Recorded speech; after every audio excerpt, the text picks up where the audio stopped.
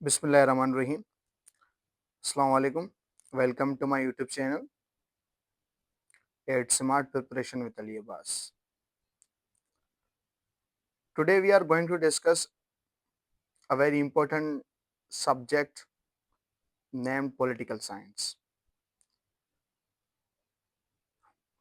आज हम डिस्कस करेंगे एक न्यू सब्जेक्ट जिसका नाम है पॉलिटिकल साइंस।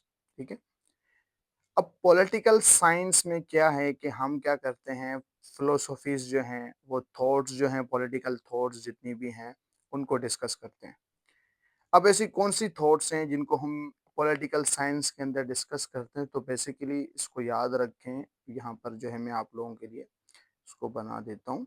पॉलिटिकल साइंस देखें, पॉलिटिकल साइंस में हम 2 जो हैं थॉट्स को डिस्कस करते हैं। एक होती हैं वेस्टर्न पॉलिटिकल थॉट्स और दूसरी होती हैं मुस्लिम पॉलिटिकल थॉट्स। ठीक है?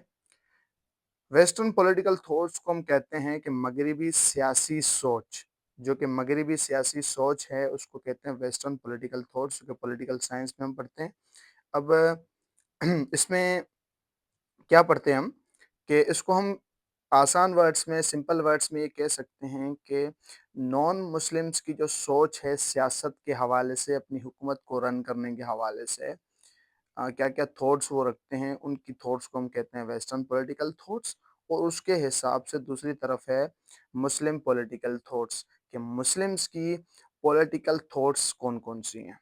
ठीक है? तो ये जो हैं वो पॉलिटिकल साइंस में डिस्कस करते हैं। तो उनमें से सबसे पहले हम डिस्कस करेंगे आज, वो है आपके वेस्टर्न पॉलिटिकल फिलॉसफीज़ को या वेस्टर्न पॉलिटिकल थॉट्स को। और उसमें जो है हम सबसे पहले डिस्कस करेंगे जिसकी फ़िलॉसफ़ी होगी, जिस फ़िलॉसोफ़र का नाम है उसको कहते हैं सोक्रेट। तो याद रहे हम फ़िलॉसोफ़र कहते किसको हैं, सबसे पहले तो इसको समझ लें कि फ़िलॉसोफ़र का लफ्ज़ हम उसके लिए इस्तेमाल करते हैं जो कि इल्म और विज़डम, एजुकेशन, नॉलेज और विज़डम पे क्या रखे, मतलब उनसे मोहब्बत करे या उन पे कमांड रखे, उसको कहते हैं फ़िलॉसोफ़र। ठीक है? जो इन चीज़ों पे जो है वो इन चीज़ों पे इन चीज़ों से मोहब्बत करे तो उनको कहते हैं फ़िलॉसोफ़र।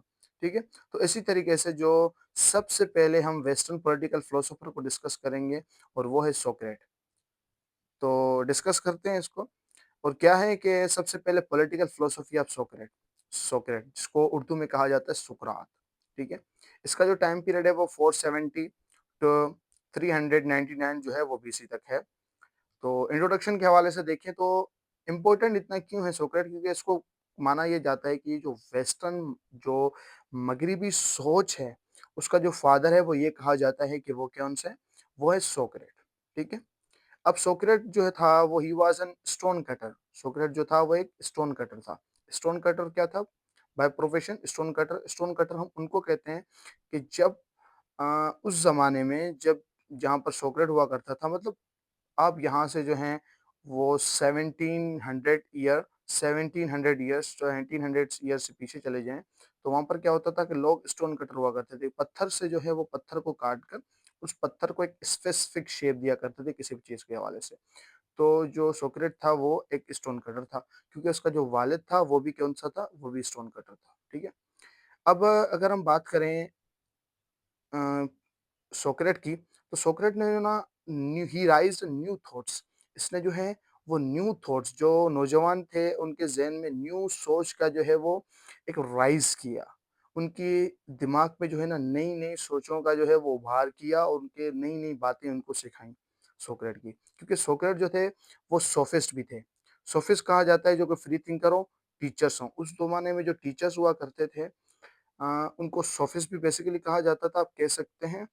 और जो टीचर्स हुआ करते थे, वो जब पढ़ाते थे, तो आप ये कहें कि उन टीचर्स के पास जो पढ़ने वाले बच्चे हुआ करते थे, वो सरमाएदारों के बेटे हुआ करते थे। मतलब एजुकेशन जो है, वो अमीर लोग हासिल किया करते थे, अमीर लोगों के बच्चे हासिल किया करते थे। तो सोक्रेट भी जो है बाय प्रोफेशन आप कह सकते हैं कि टीचर भी था, सोफ़िस्ट भी था, जो कि फ्री थिंकर था और जो है वो नॉलेज दिया करता था लोगों को।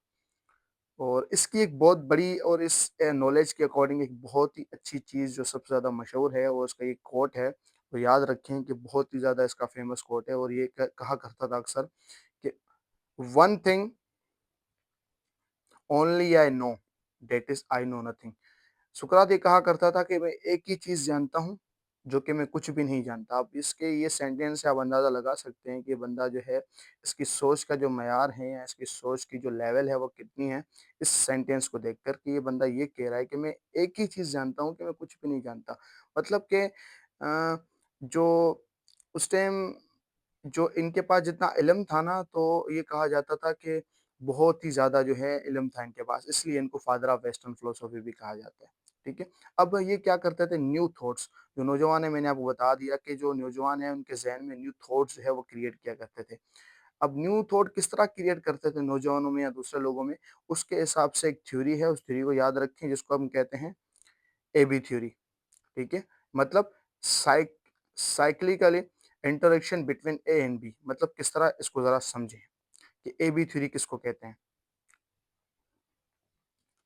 एबी थ्योरी हम कहते हैं कि मिसाल के तौर एक जगह पर सोक्रेट जा रहे थे या बैठे थे, मिसाल के तौर आप अंदाज़ा लगा लें वो ए है और जो बंदा जिन पे नज़र पड़ी है सोक्रेट की वो बंदा बी है, ठीक है? अब सोक्रेट उसके पास आए और उसको बोलने लगे, सवाल करने लगे कि भाई आप एजुकेशन को क्या समझते हैं, कि भाई तालीम और नॉलेज क्या है? किस चीज़ को तालीम और नॉलेज कहते हैं? और बी ने जवाब दिया कि भाई हम तालीम और नॉलेज या इल्म उसको कहते हैं जो कि किसी भी बंदे के अंदर शऊर जो है वो पैदा करे या शऊर बनाए, मतलब उस बंदे को शऊर वाला बनाए।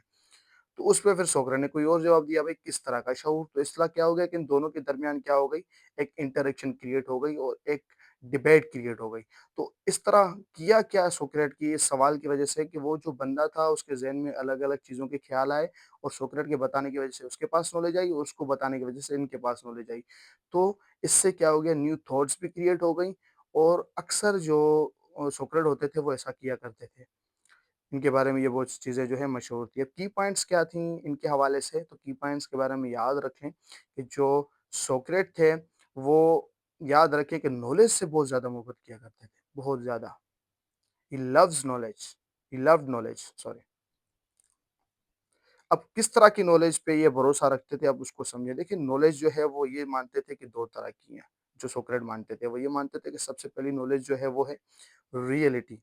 वो नॉलेज, वो इल्म जो कि आप देखते हैं अपनी आँखों से, आपने किसी चीज़ को अपनी आँखों से देखा, उसको आपने मान लिया कि भई वो क्या है, मतलब क्या है, वो रियलिटी नॉलेज है। और दूसरी नॉलेज ऐसी, जिस नॉलेज पे मतलब आपकी थॉट्स हों, आप सोच रहे हो कि ये चीज़ कैसी है, किस तरह की ये सोच है, तो उसको सोक्रेट कहा जाता था। सोक्रेट किया करते थे unreal knowledge, real and unreal, मतलब सोच वाली को, वो सोच वाली जो है, मतलब एक रैशनैलिटी जो होती है, थॉट्स होती हैं, जो रियल नॉलेज होती हैं, उन पे जो सोक्रेट हुआ क भरोसा नहीं किया करते थे।